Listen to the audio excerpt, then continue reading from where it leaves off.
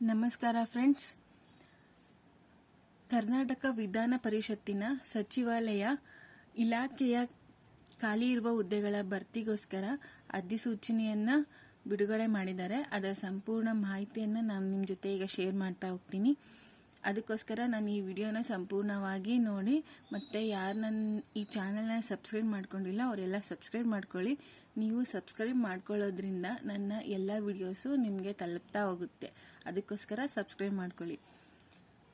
Next ಬಂದ್ಬಿಟ್ಟು department name Karnataka KA requirement 2025. Post location Karnataka ಬೆಂಗಳೂರಲ್ಲಿ ಈ ಹುದ್ದೆಗಳು ಖಾಲಿ ಇದ್ದಾವೆ. Total vacancy 7. Salary per month ಸಂಬಳ ಬಂದ್ಬಿಟ್ಟು 34,100 ರೂಪಾಯಿಗಳಿಂದ 67,400 ರೂಪಾಯಿಗಳ ತನಕ ಇದೆ. ಡೀಟೇಲ್ಸ್ ಆಫ್ ಪೋಸ್ಟ್, ಯಾವ ಹುದ್ದೆಯನ್ನು ಇಲ್ಲಿ ಕರೆದಿದ್ದಾರೆ ಅಂತ ಅಂದರೆ, ಕರ್ನಾಟಕ ವಿಧಾನ ಸಚಿವಾಲಯದಲ್ಲಿ ಕಿರಿಯ ಸಹಾಯಕ ಹುದ್ದೆಗೆ ಅರ್ಜಿಯನ್ನು ಕರೆದಿದ್ದಾರೆ.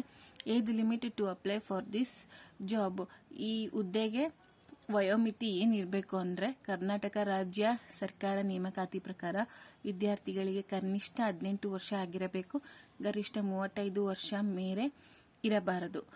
18ರಿಂದ 35 ವರ್ಷದ ಒಳಗಿರೋ ಇಚ್ಛಿಸುವ ಅಭ್ಯರ್ಥಿಗಳು ಈ ಹುದ್ದೆಗೆ ಅರ್ಜಿಯನ್ನು ಸಲ್ಲಿಸಬಹುದಾಗಿದೆ. ನೇಮಕಾತಿ ಪ್ರಕಾರ ವಿದ್ಯಾರ್ಥಿಗಳಿಗೆ ವಯೋಮಿತಿ ಸಡಿಲಿಕೆ ಕೂಡ ಇರುತ್ತದೆ.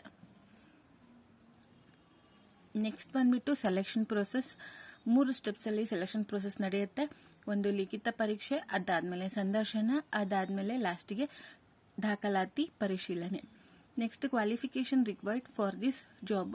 ಶೈಕ್ಷಣಿಕ ಅರ್ಹತೆ ಏನಿರಬೇಕು ಅಂತ ಅಂದರೆ, ಕರ್ನಾಟಕ ಮಾನ್ಯತೆ ಪಡೆದ ಮಂಡಳಿಯಿಂದ ಅಥವಾ ವಿಶ್ವವಿದ್ಯಾಲಯದಿಂದ ಪಾಸಾಗಿರಬೇಕು. PUC ಡಿಗ್ರಿ BECS ಪಾಸಾದವರು ಅರ್ಜಿ ಸಲ್ಲಿಸಬಹುದು. PUC ಆಗಿರೋರು ಮತ್ತು ಡಿಗ್ರಿ ಆಗಿರೋರು, BECS ಅಲ್ಲಿ ಡಿಗ್ರಿ ಆಗಿರೋರು ಈ ಹುದ್ದೆಗಳಿಗೆ ಅರ್ಜಿಯನ್ನು ಸಲ್ಲಿಸಬಹುದಾಗಿದೆ. Next important dates for applying. ಅರ್ಜಿ ಪ್ರಾರಂಭ ದಿನಾಂಕ 4/12/2024. ಅರ್ಜಿ ಸಲ್ಲಿಸಲು ಕೊನೆಯ ದಿನಾಂಕ 3/1/2025. ಜನವರಿ 3ನೇ ತಾರೀಕಿನವರೆಗೂ ಈ ಹುದ್ದೆಗೆ ಅರ್ಜಿಯನ್ನು ಸಲ್ಲಿಸೋದಕ್ಕೆ ಅವಕಾಶ ಇದೆ. ಅರ್ಜಿ ಶುಲ್ಕ ಪಾವತಿಸಲು ಕೊನೆಯ ದಿನಾಂಕ. ಈ ಅರ್ಜಿ ಶುಲ್ಕವನ್ನು ಪಾವತಿಸಲು ಕೊನೆಯ ದಿನಾಂಕ 4/2/2025. ಅರ್ಜಿ ಸಲ್ಲಿಸೋದಕ್ಕೆ ಜನವರಿ 3ನೇ ತಾರೀಕು ತನಕ ಟೈಮ್ ಇದೆ. ಮತ್ತು ಶುಲ್ಕ ಪಾವತಿ ಮಾಡೋದಕ್ಕೋಸ್ಕರ ಫೆಬ್ರವರಿ 4ನೇ ತಾರೀಕು ತನಕ ಟೈಮ್ ಇದೆ. How to apply for this job.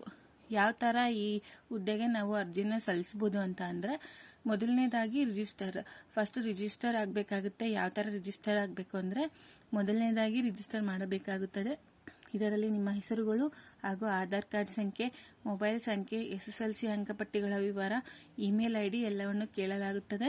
ಇದನ್ನು ಸರಿಯಾಗಿ ಬಳಸಿ ರಿಜಿಸ್ಟರ್ ಮಾಡಬೇಕು. ರಿಜಿಸ್ಟರ್ ಮಾಡುವಾಗ ಒಂದು OTP ಬರುತ್ತೆ. ಅದನ್ನು ಸರಿಯಾಗಿ ಗಮನಿಸಿ ನಮೂದಿಸಿದ ಮೇಲೆ ಒಂದು ರಿಜಿಸ್ಟರ್ ನಂಬರ್ ಬರುತ್ತೆ. ಒಂದು ಹೊಸ ಪಾಸ್ವರ್ಡ್ ಕ್ರಿಯೇಟ್ ಮಾಡಬೇಕು. ಆಮೇಲೆ ಅರ್ಜಿಗಳನ್ನು ಭರ್ತಿ ಮಾಡಬೇಕು. ಈ ರಿಜಿಸ್ಟರ್ ಪ್ರೋಸೆಸ್ ಎಲ್ಲ ಆದಮೇಲೆ ನೆಕ್ಸ್ಟ್ ನಾವು ಲಾಗಿನ್ ಮಾಡಬೇಕಾಗುತ್ತೆ.